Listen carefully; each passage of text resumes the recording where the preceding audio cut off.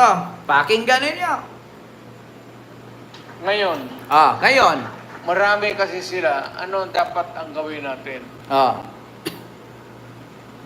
Patayin natin yung mga senador ngayon para mabakante.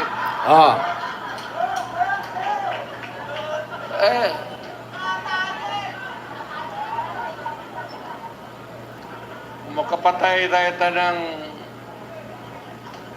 mga 15 na senador, pasok na tayo lahat. Ngayon, ramdam natin, natalo tayo. Anong gagawin natin? Papatayin natin. Makapatay lang tayo ng 15 kasenador, edi pasok lahat. Edi pasok lahat. Papatay lang tayo ng 15 kasenador. Hindi mo pwedeng sabihin na joke yun. Nandito tayo sa campaign. Pasok na sa kumpanya yan. Pasok na sa pangangampanya yan. Pwede nilang i-file yan kung isa sa mga senador o kahit sinong senador dyan, mamatay or i-ambush. Kasi nagbanta siya eh. Para mapasok at manalo tayo. Patayin, kahit pumatay tayo dyan ng 15 kasenador, pasok tayo lahat. Di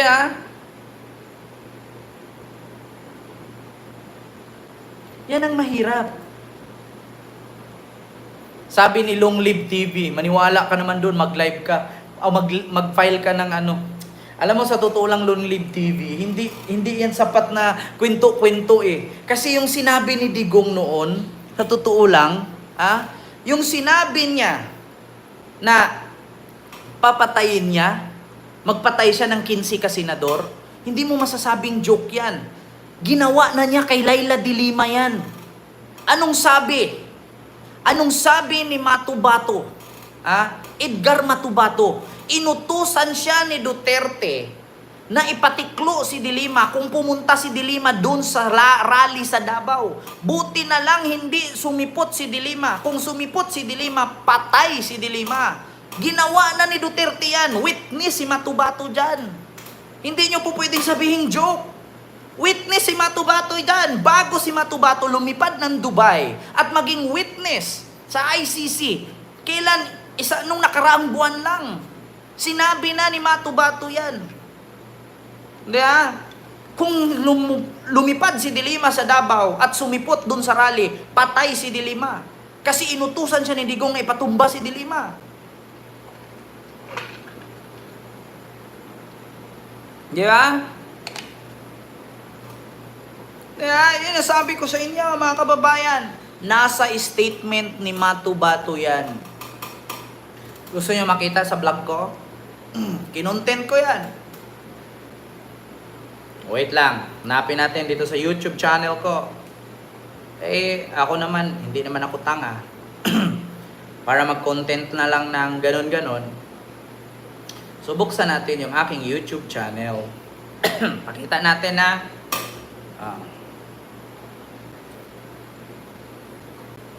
hanapin natin, de Lima, ito ICC, malapit-lapit na dito yon.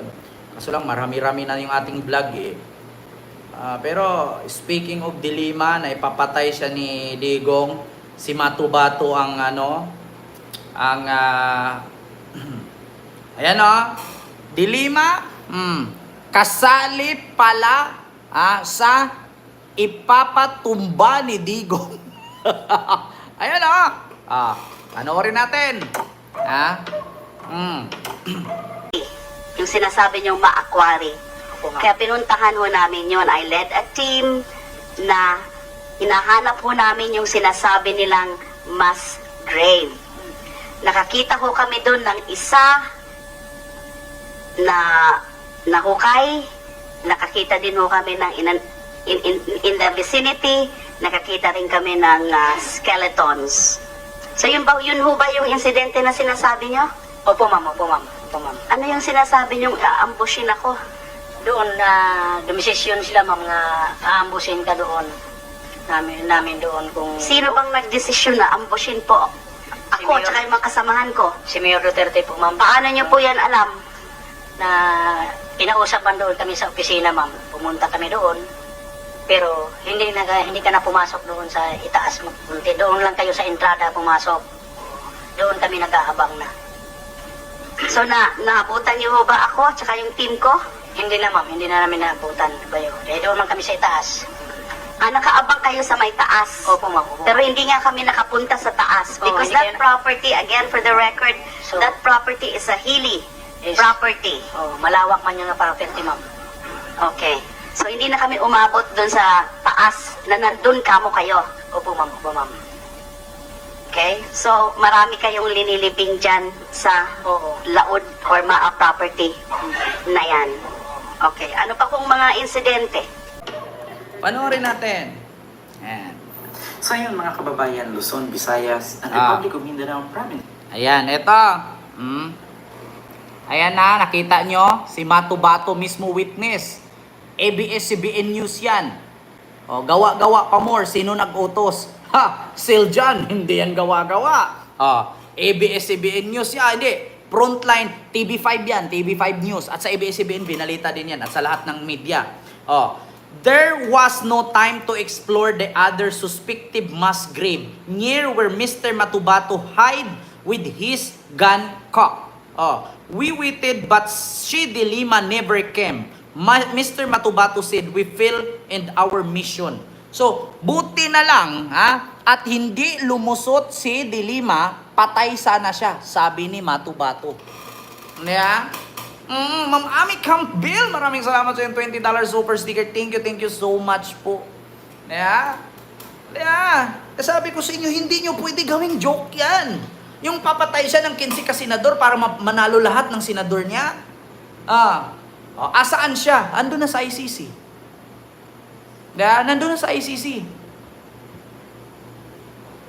Hindi mo kasi maintindihan ang babaw ng pagkaintindi mo. Kayo ang hindi nakaintindi.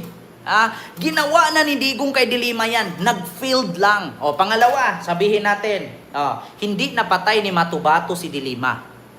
Ngayon, pero pinakulong ni Digong si de Lima. Ginawa din ni Digong kay de Lima yan. Hindi mo masasabing joke yan. Ngayon ang tanong, pinakulong ni Digong si de Lima.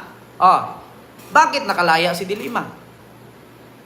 At bakit binawi ni Kerwin Espinosa ang kanyang statement na inutusan lang daw siya at nagipit? Kasi pag hindi niya baliktarin at sabihin na si de Lima ay drug protector, papatayin ang pamilya niya kasi pinatay na ang tatay niya. Salin de la Cruz, maraming salamat po sa iyo. May motor dyan na nagbabiyahe araw-araw. Di ba? Sino ang may motor dyan na nagbabiyahe araw-araw? Di ba may checkpoint? Kada madaanan ninyo sa anong lugar, may mga checkpoint. Di ba? Bakit ka chini-checkpoint? Kasi chini-check baka may baril kang dala. Chini-check ang motor mo.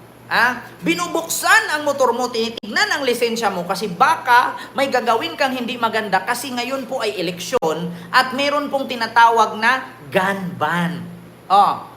So di ba tayo? Ako, nagmumotor kami, umiikot kami. May checkpoint po talaga. So di ba kinakabahan ka pag dumaan ka sa checkpoint? Kasi o baka paso na yung rehistro mo, o baka masabit ka kasi may checkpoint kasi nga gun ban because of election, coming election. So di ba hindi ka naman pwede magdahilan dun pag nahulihan kang baril. Sir, this is joke. Di ba? Pero si Digong, matatawag ba natin na joke ang ginagawa niya? Na, syempre lang naman para manalo tayo, patayin natin yung 15 kasenador. Patayin natin yung 15 para may slot tayo. So, yun, sasabihin nyo, yun, joke lang yun. Ma'am Jesusa Alvaro, maraming salamat sa yung 10 Canadian dollars. Thank you so much. Inaabangan ko mga vlog mo, Ken, sana mapansin mo comment ko, sabi ni Ma'am Flor Rabara. Ayan, mega love shoutout po sa iyo dyan, ma'am. Diba? Tram. Sinuka team. Ngagba si robot, sabi ni Junior Hoylar. Hindi mo pa naisip, Junior Hoylar? Ikaw lang mag-isa dyan. Maghunos dili ka. Di ba? Hindi mo po pwede na sabihin mo na joke-joke lang. Tayo nga na mga commuters, tayo nga mga motorista, chini-checkpoint tayo. Pag nahulihan tayo ng baril, hindi naman yung pwedeng sabihin na joke lang. Eh yun po ang batas ngayon ng PNP at ng Armed Forces of the Philippines na bawal ang barel, bawal makigulo kasi eleksyon. Nangako si General Marbil niyan. Oh. So, pag ikaw, may dala ka ngayong baril at chineckpoint doon, nakita, pwede mo bang sabihin, sir, joke lang. Oh, binitbit ko lang to for my self-defense. It's only a joke. Maniniwala ba ang pulis sa'yo? Hindi ka papaniwalaan, hindi ka tatanggapin na joke lang yung baril mo. Laruan lang yon. Hindi mo pwedeng sabihin, kasi nga eleksyon. Tapos ngayon sasabihin ni Digong, papatayin natin yung 15 kasenador para mapasok lahat tayo at manalo tayo. So sabihin nyo, joke. Pero tayong mamamayang simpleng Pilipino, kapag tayo nakagawa ng hindi maganda, walang joke-joke. Walang patawad. Diba, Ma'am Eliza and Vic Galinato, may galab shoutout. TYT Gas, may galab shoutout. Ngayon sasabihin ninyo, joke lang. Pag tayo ang nahulihan, na meron tayong dalang baril, tapos ngayon is gun ban because of this coming election.